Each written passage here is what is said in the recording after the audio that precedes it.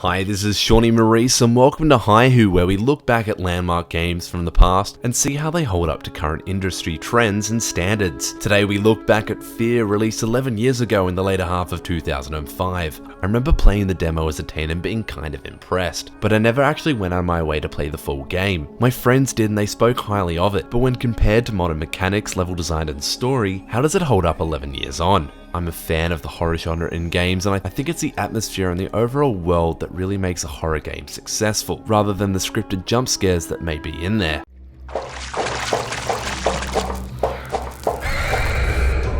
Going into the game, I didn't really know what to expect apart from the cover art suggesting a creepy little girl. I booted up the game and then shit started to get weird. The overall premise of the game is pretty fucked when you read it out loud, and that's exactly what I'm gonna do. You play a dude called Point Man. He's part of a team called the First Encounter Assault Recon, and you are trying to locate a cannibal named Fattel, who telepathically takes control of a clone army. Whilst attempting to capture and eliminate Fattel, you experience some weird trippy phenomena from Fattel and a little girl named Alma, who's a straight up ripoff of The Ring. Sounds pretty fucked up, hey?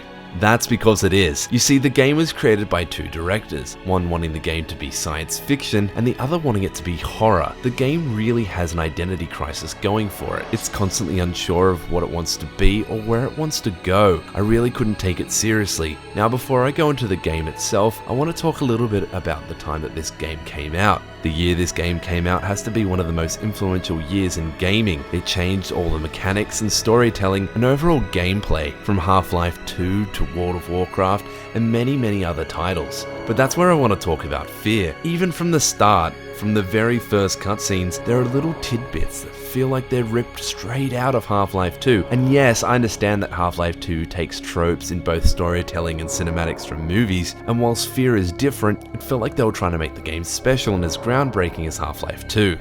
Half-Life 2's combat gimmick was the physics gun, and in Fear, their gimmick was bullet time. And this was a nice difference. Where the physics gun got used sporadically, the bullet time mechanic felt like a crutch, and I used it in nearly every single encounter.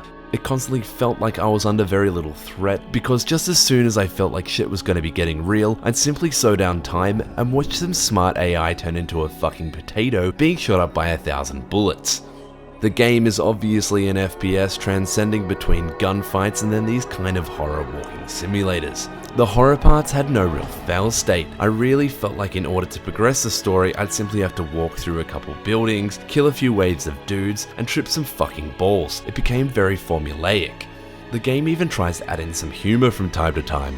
You know that guy when you're at a party and someone makes a joke and everyone laughs, but when everyone has stopped laughing, that one socially retarded dude starts laughing and makes a really shit joke on top, and people just stare at their drinks wanting to die. That's what they wrote into this game, and I'm unsure why he is even there. I get that you have some downtime and some potential horror bits, but a fedora wearing brony isn't gonna make it funny. It's just pathetic. The horror parts didn't really scare me either, and you'd know when they were going to happen too. But I don't really want to make that a complaint or a negative point about the game, where maybe that was once horror in 2005 or intended as horror. I don't know if it was even scary back then. The horror kind of translates these days into more intrigue more than anything else. Fattel and Alma throughout these bits were being very vague, drip feeding you little bits of information until you started to gain a bit of insight. This is what kept me playing, but in order to get through those parts, I had to deal with some pretty uneventful fights in some pretty forgettable places. There isn't too much to offer in terms of the world of Fear. You only go to a few locations and things become stale very quickly. At first you start off in an industrial plant, and before you know it you're pretty fucking over the place. Next minute you're in a corporate business building, and it's a nice change of scenery. You take a corner, open a door, and find yourself in a location very similar to the industrial plant, mixed with the wave after wave of the same enemies posing the same challenge. I must admit, I started to get pretty fucking bored of the game, but if I wasn't reviewing it, I'd probably be playing something else. The game started to feel like a chore rather than a game. At least in Half-Life 2 you get a variety of gameplay, turrets, boat chases, and physics puzzles. They also have a nice variety of enemies, as opposed to clones, and more fucking clones.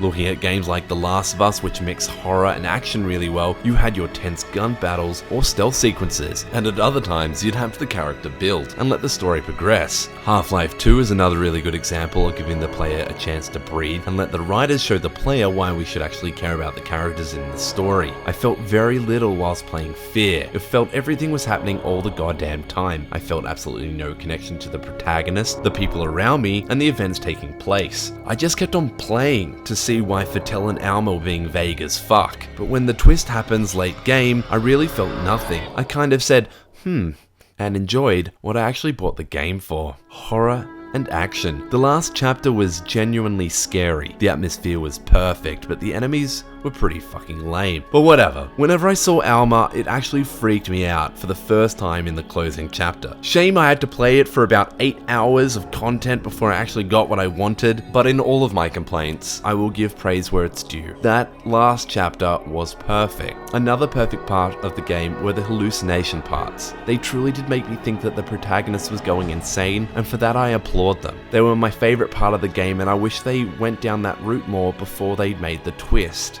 There's also one other thing this game has going for it, and that's smart AI. There were times I was low on ammo and I had to be smart about how I used it, so I'd try and flank the enemy, but they would do the same. They can easily get the jump on you. Not like that makes much of a difference when I could slow down time, but it was nice to see. I've recently gone back to play Crysis, a game that came out 2 years later, and that quite possibly has some of the most brain-dead AI I have ever fucking seen, so it's nice to see smart AI in an older title.